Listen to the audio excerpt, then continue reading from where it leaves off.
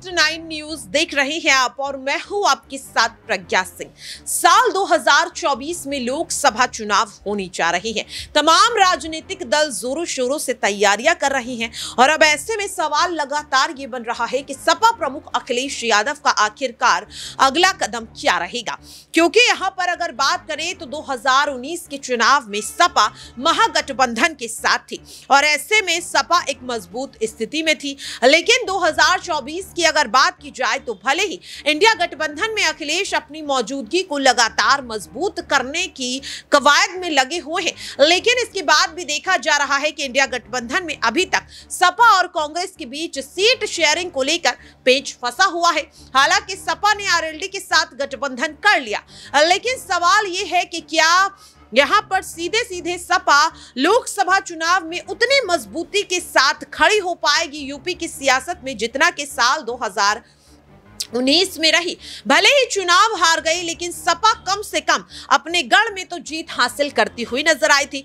जैसे कि आजमगढ़, मैनपुरी और यहां पर रामपुर। ऐसी कई सीटें हैं जो सपा का गढ़ मानी जाती हैं। मैनपुरी भले ही नेताजी के निधन के बाद जब डिंपल यादव को इस सीट से उतारा गया तो जीत हासिल हुई, लेकिन अफसोस रहा कि आजमगढ़ और रामपुर सीधे सीधे सपा के हाथों से निकल गए। अब सवाल यह है कि आखिरकार 2024 के लिए अखिलेश की अगली रणनीति क्या होगी।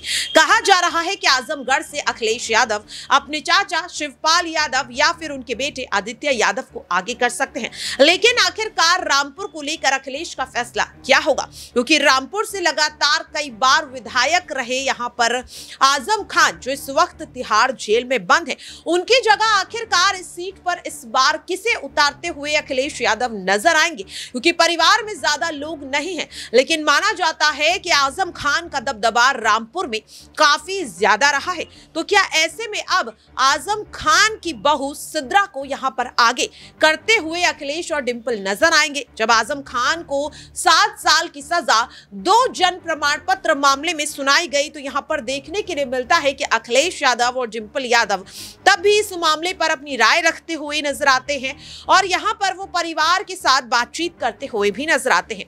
ऐसे में सवाल यह है कि क्या अब यहां पर सीधे सीधे डिंपल यादव बातचीत करती हुई नजर आएंगी आजम खान की बहू सिद्रा से, क्योंकि हमेशा देखा गया कि जब भी किसी नेता के साथ यादव परिवार की तलखी हुई, नाराजगी हुई, तो उस नाराजगी को यादव कुनबे की बड़ी बहू होने के तौर पर डिंपल यादव ही दूर करती हुई नजर आती है।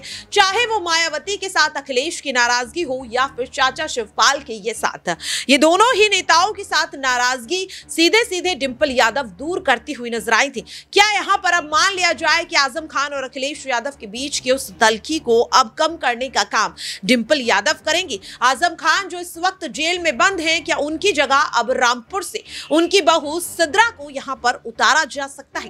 क्या लगता है आपको? आप अपनी राय कमेंट बॉक्स में शेयर कर सकते हैं। फिलहाल के लिए इस खास रिपोर्ट में इतना ही। देश और दुनिया की तमाम अपडेट्स के लिए बने रहिए नेक्स्ट 9 न्यूज के साथ।